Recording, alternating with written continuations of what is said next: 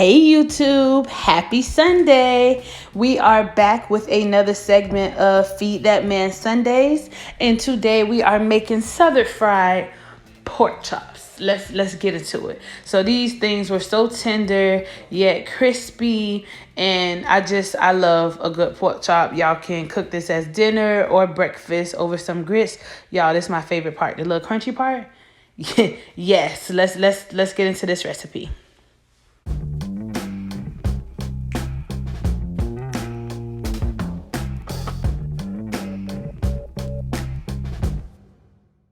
So we are going to start off with some thinly sliced pork chops. Make sure that they are sliced thin, because the thicker they are, the kind of harder it is to fry and cook through. So here in a bowl, I am going to fill it up with water, and then we're just going to make sure that they're nice and clean. I am also going to add lemon juice to my water, because it kind of removes that film.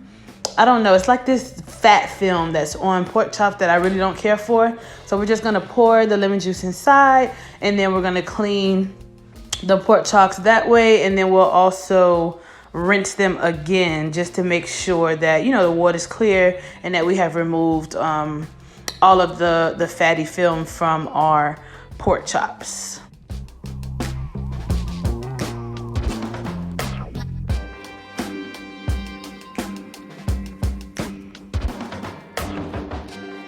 So now that I have cleaned my pork chops, it is time to season. So we're gonna start off with some garlic powder. I know it may look heavy on the seasoning, but remember, we're going to roll all of this stuff around. And I literally had a bowl full of pork chops, so the seasoning was actually just right. So I started off with garlic powder. Next we have onion powder. A very light sprinkle of cumin powder. I'm using Badia Complete seasoning.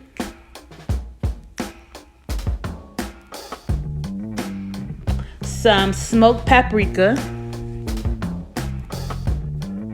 Dried mustard.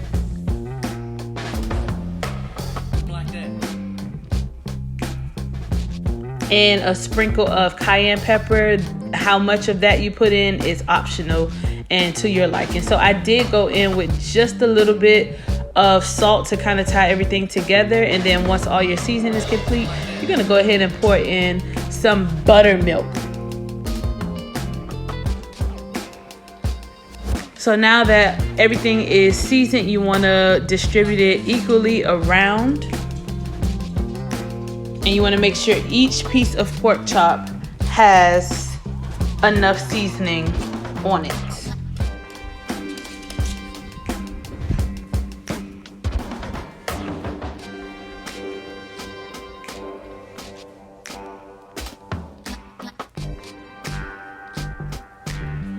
So as you can see, even though the buttermilk is on, each piece is still well seasoned, and that's what we want. So now it's time to prepare our flour mixture. So I start off with some flour, and then of course that crunchy piece that I told you guys is my favorite. This is how you achieve, so we have to season. So we started off with smoked paprika, cayenne, a little garlic powder, a little complete, a little bit of salt, and all the seasoning will be dropped down in the description box below. And then I also added corn starch, and what that does is ensure it's like an extra crispiness to your pork chop.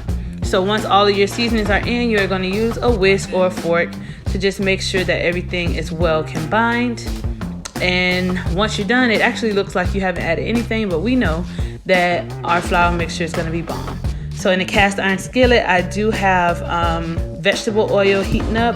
I used 6, like medium high heat. You don't want to make it too high because you don't want to burn it, but it does need to be hot enough.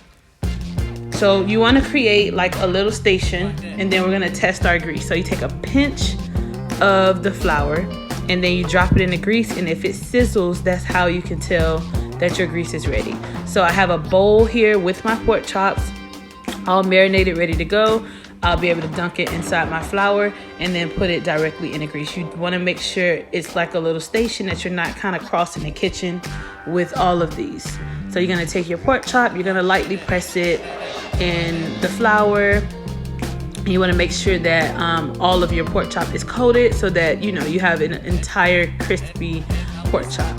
So you're going to kind of bounce back and forth and press into the flour, and then you're going to give it like a little shake, a little shimmy. And then we're gonna drop it into our grease. And you'll just repeat this process. Depending on how big the cast iron skillet or pan you're using, you should be able to fit 2 to 3 pork chops at a time. If you only feel comfortable doing 2, that's fine. So after you lay them in, you wanna do what we call a quick flip. So as soon as the pork chop starts to turn white a little bit, you want to go ahead and flip it over. And this just prevents all of your crunchies from falling off when you do go to turn it.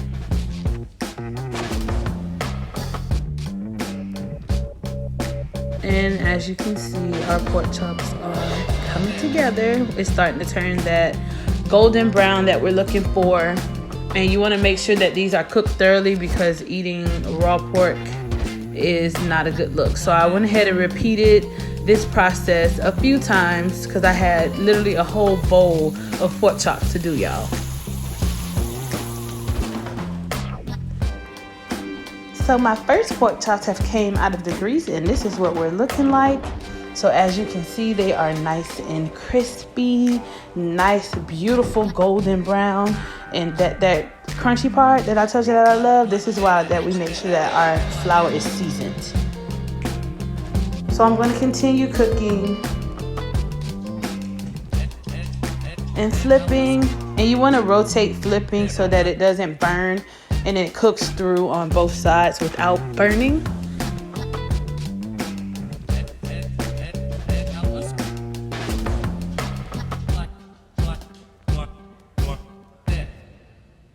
And just fry your little heart out.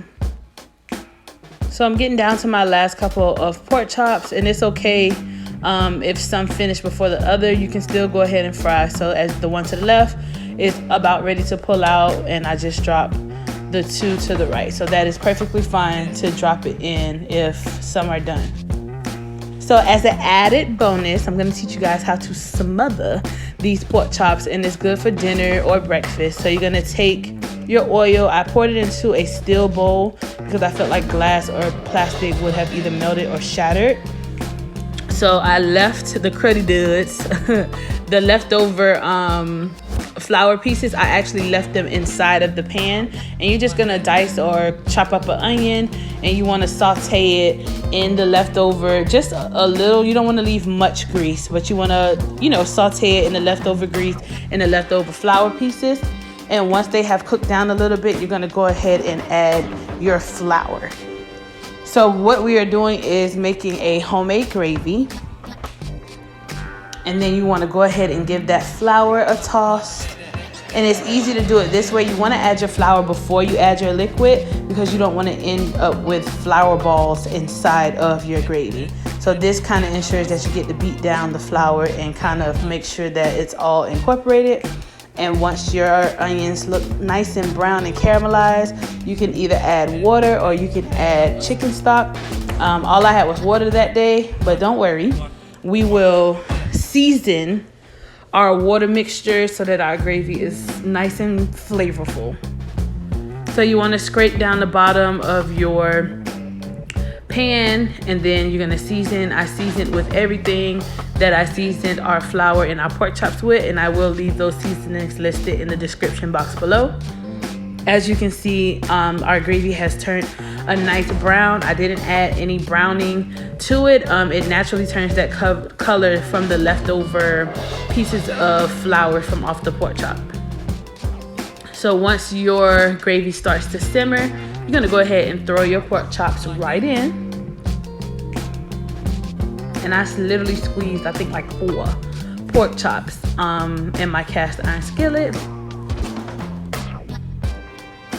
You just dunk them and you make sure they nest well in the gravy. And then you're gonna cut your heat down to low. And then I literally let these, I let them sit in this gravy and stew down for at least 30 to 45 minutes.